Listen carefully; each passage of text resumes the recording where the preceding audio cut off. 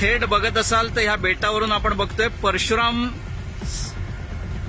मंदिर दिसतंय आणि त्याचा कळस दिसतोय, मंदिराचा कळस दिसतो. बरीचशी अवशेष आहेत, त्याच्यावरती काहीतरी डिझाईन पण आहे. बेट जवळ येतंय, दिवा बेट, आणि एकंदर बेटाचा संपूर्ण व्ह्यू बघा.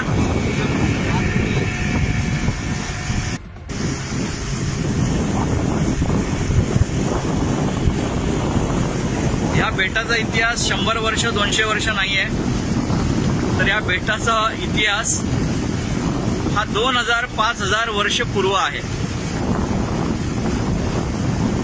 चिपळूणकरांनो, चला आपण या बेटाची मजा घेऊया.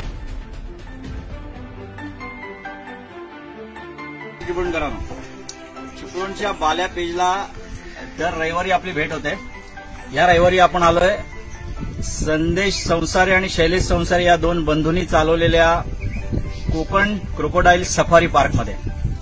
गेले 10 वर्ष हे सफारी पार्क गाजतंय. देश विदेशातून इथे पर्यटक येतात आणि सर्वात इथलं वैशिष्ट्य असं आहे की नॅचरली कोकणी माणूस जसा राहतो तसं संदेश आणि शैलेश इथे राहायची व्यवस्था करतात. समोरच तुम्ही बघाल तर तिथून तांबोशी पॉप्युलर मासा आहे, तो तिथून गळाला लागून डायरेक्ट तव्यावर येतो. आणि तांबोशी आणि भाकरी हे जे काही अट्रॅक्शन आहे ते मी बऱ्याच पर्यटकांकडून ऐकलेलं आहे. आपण कोकण क्रोकोडाईल सफारी या फार्म हाऊस मध्ये शैलेशनं आणि संदेशनं आज आपल्याकरता एक अनोखी मेजवानी ठेवली. जेवण तर आहेच, पण इथून जवळच एक दिवा बेट आहे. त्या बेटावरती आपले कोकणचे पर्यटन दूत समीर कोळे आहेत आणि त्यांच्याबरोबर आपण तिथे निघत आहोत. शैलेश, धन्यवाद, आमची सोय करतोयस आणि हे दाखवतोय. आणि आमचं, आपण नेहमी म्हणतो की मराठी माणूस उद्योजकात कमी असतो, पण आज संदेश आणि शैलेश गेले 10 वर्ष ठाम गाव सोडून, त्यांचं चिपळूण शहरी आकर्षण सोडून या खेडेगावात ठाम उभे आहेत आणि हा व्यवसाय वाढवत आहेत. आणि इथे नकळत 50 ते 100 जणांना रोजगार उपलब्ध आहे आपल्या सीझनच्या काळामध्ये. आणि धन्यवाद शैलेश आणि संदेश. आणि आपण चिपळूणच्या बाल्या पेजतर्फे तुमचे मनापासून आभार मानतो. आपण त्या सफारीकडे निघूया आता. नमस्कार चिपळूणकरांनो, आपण निघालोय आता एक चिपळूणकरांना एवढे वर्ष राहत असून सुद्धा अजिबात माहीत नसलेल्या एका ठिकाणी, आणि त्याची सफर आपल्याला घडवणारे समीर कोळे, जो या अद्भुत रम्य सफरीचा म्हणजे आपण एक शोधकर्ता म्हणू असं. आणि हे जे बेट आहे बरेच वर्ष बेट आहे. काही जण म्हणतात की आम्ही तिथे खेळायला जायचो, पण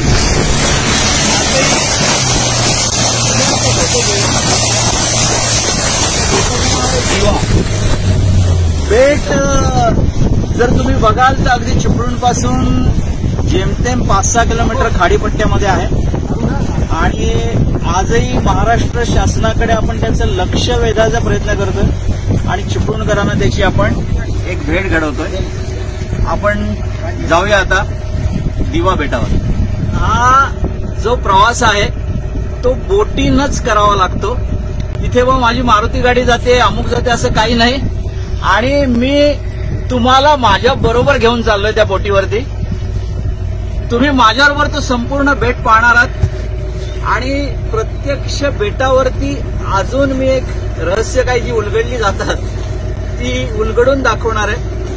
अर्थात माझा सहकारी तिथे असणार आहे. आणि आपण आता निघालोय तिकडे आणि तुम्ही माझ्याबरोबर निघालेले आहे. येस,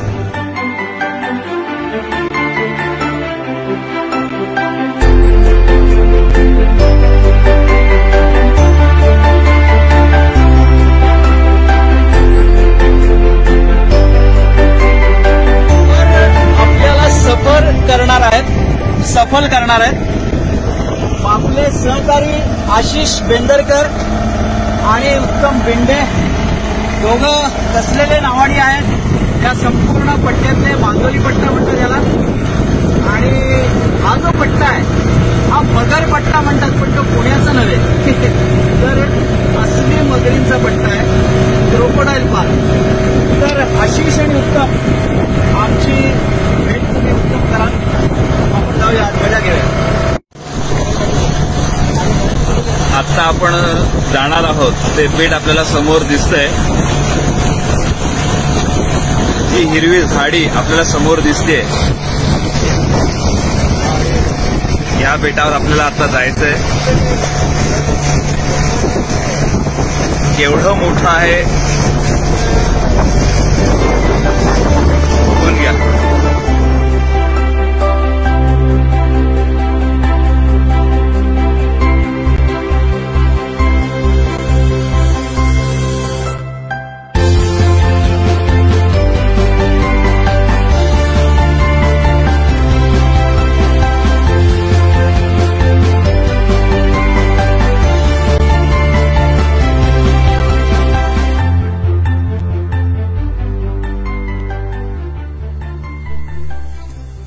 आपण संपूर्ण टीम सकट आणि वैभव कॅमेऱ्याच्या मागे आहे.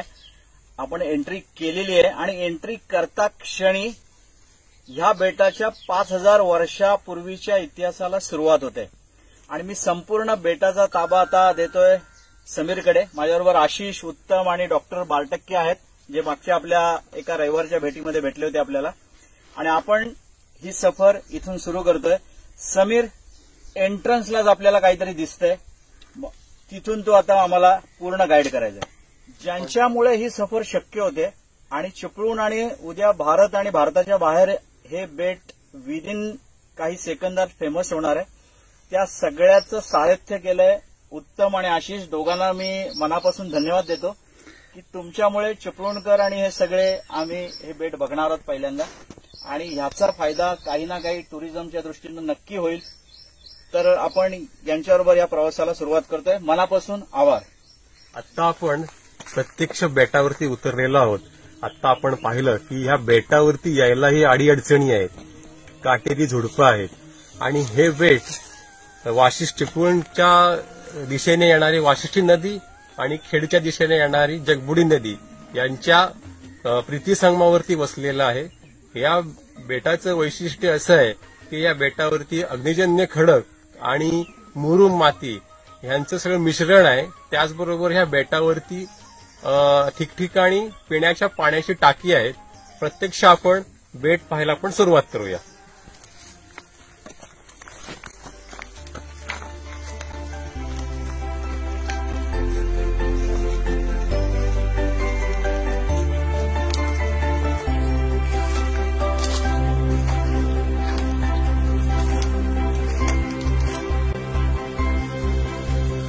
जे डोंगर उतारावरून ह्या बेटावरती टेकडी आहे, त्या टेकडी वजा बेटावरून त्या उंच भागावरून सखल भागाकडे पाणी वाहत येते. तर त्या खालच्या पायथ्याच्या भागाला काही ही टाकी आहे आणि ही जोड टाकी आहे. त्यापैकी हे पहिलं टाकं पाहतोय आपण. त्या टाक्याच्या किनाऱ्यावरती आष्टा नावाची वनस्पती उगवलेली आहे. आपण ही पाहतो हे आहे आष्ट्याचं झाड.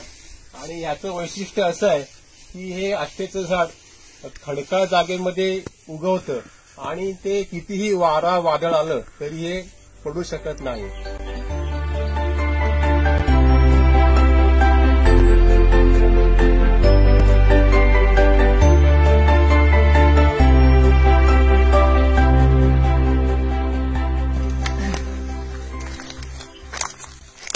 समीर, या एवढ्या विहिरी कसल्या खणलेल्या आहेत, म्हणजे काय उद्देश काय? ह्या ज्या विहिरी आहेत त्यांचं वैशिष्ट्य असं की ह्या जोड विहिरी म्हणतात त्याला.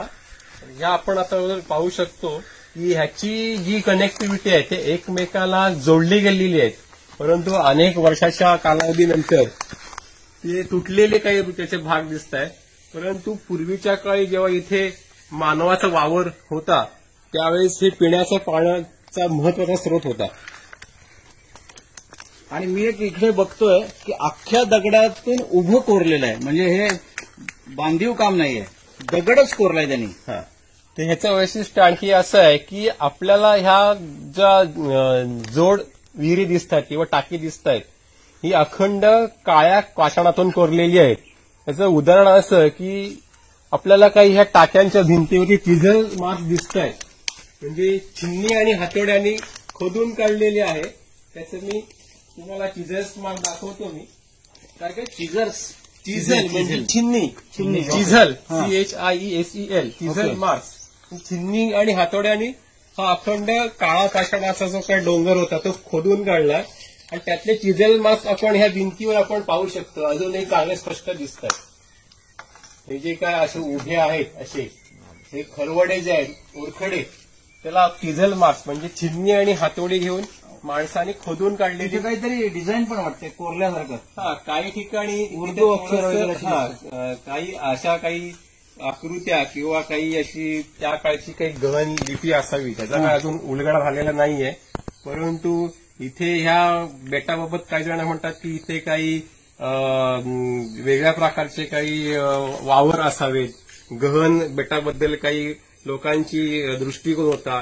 काही लोकांची अशी वृत्ती समज होता, गैरसमज की इथे काही हुताखेत्यांचा वावर असावा. आणखीन एका बेटाला बोरीचं बेट असंही म्हणतात काही परिसरामध्ये, ह्या लोकल परिसरामध्ये.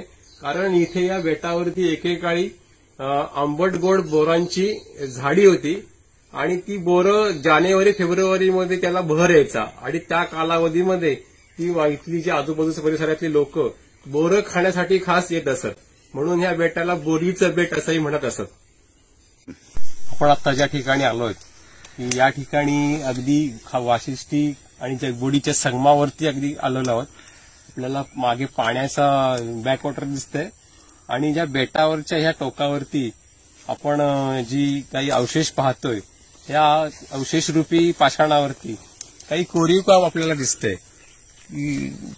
अभ्यासाच्या दरम्यान असं समजलं की इथे जी काही पर्शियन आणि आपली स्थानिक संस्कृती यांचा संगम असलेले काही कारागीर इथे असावेत आणि त्या कालावधीमध्ये इथे त्यांनी हे काही स्मृतिशिळा उभारलेल्या असाव्यात.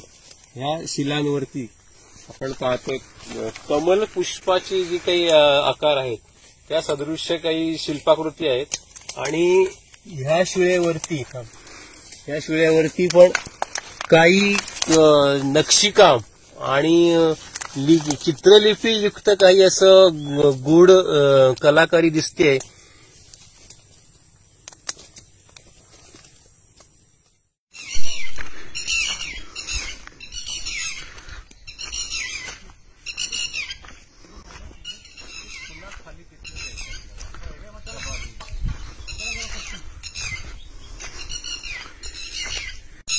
या बेटावर जेव्हा आपण फिरतो त्यावेळेस आपल्याला वैशिष्ट्यपूर्ण काही गोष्टी, अद्भुत काही गोष्टी सापडतात. त्याचाच एक भाग म्हणजे आता आपण असं ह्या काही खापराचे तुकडे पाहतोय. आपण त्या खापराचे तुकडे म्हणजे हे पुरावशेष आहेत. पुरातनकालीन ज्यावेळेस म्हणजे आपण ते हडप्पा मोहनजोदडोची जी स्टाईल बघतो त्या स्टाईलचं म्हणायला हरकत 5,000 नाही. वर्षापूर्वीचे असू शकतात. समीर, हे 5,000 वर्षापूर्वीचे मी हातात घेतलेत का सगळे? कारण मला ते टेराकोटा वगैरे जी कलाकारी असते तसं वाटतंय. नाही, हे 5,000 वर्ष वगैरेचा कालावधी अजून त्या संबंधित कालून शेती अद्याप संशोधनामध्ये झालेली नाहीये. ओके. कारण गेली जवळजवळ आम्ही सुमारे 2 वर्षाहून अधिक संशोधन करतोय. म्हणजे पुण्याची जी की आर्किओलॉजिक सर्व्हे येरवड्याची जी संस्था आहे त्यातले काही शास्त्रज्ञ इथे आपण आणले होते आणि त्या टीमला पण आम्हाला जे सापडले होते असे अवशेष, ती ह्या जी काही भांडी होती ही जी आता आपल्या हातामध्ये आपण पुरावशेष पाहतोय हे पर्शियन आखातातून त्या कालावधीमध्ये पर्शियातून विशेष प्रकारची भांडी येत होती आणि ती भांड्याचे हे तुटलेले अवशेष आहेत. आणि हा पर्शियन म्हणजे ही जी टेराकोटीची भाजलेली जी भांडी, ही भांडी पर्शियन म्हणजे आखात म्हणजे आत्ताचं इराण या देशातून इथे त्या काळी व्यापार चालत असे ह्याचा सबळ पुरावा आहे. म्हणजे याचा कालावधी जर 1,00,000 वर्ष सुद्धा मागे जाऊ शकेल. 50,000, 1,00,000 सुमारे लक्षावधी, आता निश्चित कालनिश्चिती झाली नसली तरी एक साधारणपणे लक्षावधी वर्ष पुरातन असावीत असा प्राथमिक अंदाज निघालेला आहे. आपण जे पाहतोय हे जे काही बांधकाम की आता हे जरी आधुनिक काळातलं असलं तरी ह्या जागी पूर्वीच्या काळी दिवा लावायचे. म्हणजे आत्ताच्या आधुनिक काळामध्ये जसं दीपगृह असतं समुद्रातल्या ज्या बोटींना दिशादर्शन करणारं, तसं इथे त्या काळातला दिवा लावायचा की जेणेकरून ह्या खाडीपट्ट्यातील बोटींना दिशा ज्ञान व्हावं. आजच्या या गुणरम्य दिवा बेटच्या जेमतेम सुमारे 1 तासभरच्या भटकंतीमध्ये आम्हाला सहज जे काही आम्ही पाहत होतो, त्यावेळेस आम्ही प्राथमिक स्तरावर प्रयत्न केला उत्खनन करायचा. त्या दरम्यान आम्हाला या बेटाच्या परिसरामध्ये काही पुरातन अवशेष सापडले. हे अवशेष त्या तत्कालीन लोकांनी वापरलेल्या भांड्यांचे किंवा काही नक्षीरूपी भांड्यांचे किंवा त्या काळच्या वापरात असलेल्या दैनंदिन वापरामध्ये असलेल्या वस्तूंचे हे काही अवशेष आहेत, पुरावशेष. त्यामध्ये आपण पाहू शकतो काही अवशेष वरती असं नक्षीकाम केलेलं आहे, काही पेंटिंग्स दिसत आहेत. त्याचबरोबर काही अवशेषावरती असं रंगीत नक्षी कोटिंग आहे आणि आपल्याला आपण पाहू शकतो की काही कोटिंग ह्या भागावरचं गेलेलं आहे. आणि त्याच प्रकारे चिनी माती सदृश्य हे जे काही तुकडा आहे, असं जे भांड आहे, हे असं त्याला एक वेगळ्या प्रकारची चमक आहे. अशा प्रकारे निराळ्या प्रकारच्या रंगीत काही पुरावशेष आपल्याला या ठिकाणी आढळलेले आहेत. मित्रांनो, ज्यावेळेला कोकणची निर्मिती होत होती त्यावेळेला अर्थात भूकंपामुळेच ह्या प्लेट्स सगळ्या उचलल्या गेल्या. सुरतपासून कारवारपर्यंतची जी किनारपट्टी होती ती समुद्रातून एका प्रचंड मोठ्या भूकंपातून ऊर्ध्व पातळीवर आली. कालांतराने याच प्रांतास कोकण म्हणून संबोधलं जाऊ लागलं. तसेच याबाबत अनेक पौराणिक कथा, आख्यायिका संदर्भित आहेत. आपण ज्या दिवा बेटावर जातोय त्या बेटावरील वैशिष्ट्यपूर्ण भुयारे म्हणजेच तत्कालीन घटनेनुसार समुद्राच्या लाटांच्या प्रभावामुळे पडलेली विवरे असावीत. चिपळूण, खेड, दापोली, गुहागर या 4 तालुक्यांच्या सरहद्दीवर गोळकोट ते दाभोळ या ऐतिहासिक व निसर्गरम्य खाडीमध्ये अर्थात बॅकवॉटरमध्ये गोळकोट ते करंबवणे या जलप्रवाह मार्गात म्हणजेच फाशात, याला आपण चॅनल म्हणू शकतो, बेटांचा प्रचंड मोठा समूह आहे. वाशिष्ठी नदी, जगबुडी नदी व अरबी समुद्र यांच्या त्रिकोणी संगमामध्ये दिवा बेट अधिकच शोभिवंत दिसतं. जणू काही निसर्गानं एक पाचू कोकणच्या या निसर्गरम्य भूमीमध्ये दिला आहे. बेटाच्या आजूबाजूस बैरवली, कोतवली, धामणदेवी, केतकी, करंबवणे ही गावे आहेत. बैरवली गावाच्या बाजूकडून बेटावर जाण्यासाठी पायऱ्या आढळतात. तसेच 2 टाकी, 6 कोरीव जोडलेली कुंडे, विहिरी, भुयारे, वाडा, राहुट्या, कबरी यांचे भग्नावशेष या बेटाची ऐतिहासिक साक्षीदार ठरतात. बेटावर काळ्या पाषाणातील 6 कुंडे आहेत. ती एकमेकास जोडली आहेत आणि हे आगळे अनोखे वैशिष्ट्य आहे. जर एका कुंडात आपण दगड टाकला तर त्याचे जे तरंग उठतात ते 6च्या 6 कुंडामध्ये दिसू लागतात. ज्याप्रमाणे घरांच्या खोल्यांची रचना असते त्या पद्धतीने दोन्ही बाजूस 3-3 चौकोनी कुंडांचा गट अशी 6 कुंडे परस्परांना संबंधित ठेवली आहेत. कुंडांच्या भिंतींची रुंदी 2 ते 3.5 फूट असून कुंडांच्या मध्ये थोडासा मोकळा भाग आहे. कुंडांमध्ये प्रवेशण्यासाठी भुयारी मार्ग असून त्याला आणखी 2 भुयारे जोडलेली आहेत. बेटाच्या माथ्याकडील भागात विविध वास्तूंचे भग्नावशेष आहेत. वाड्यांच्या भग्नावशेषानजीकच एक वटवृक्ष आहे. त्याच्या मुळाशी छोट्या टाकीसारखी खोलगट जागा आहे. त्याच्या सभोवती उत्खननाचा प्रयत्न केल्यास भुयाराच्या शक्यतेस पुष्टी देणाऱ्या खुणा आढळतात. वाड्याच्या पायऱ्या चौथऱ्याच्या शेजारी कबर सदृश्य स्मृती म्हणून आपण पाहू शकतो. गरज आहे, शासनापर्यंत ही गोष्ट गेली पाहिजे आणि सगळी टीम जी आपली आता इथे आली होती दिवा बेटेला धन्यवाद देऊन आपण निघतोय. गौरव चला इकडे बघा. आपण निघायचंय का? तू थांबतोयस? वैभव आम्ही बोटीत शिरतोय पण तू राहू नको इथे, आमच्या बरोबर ये.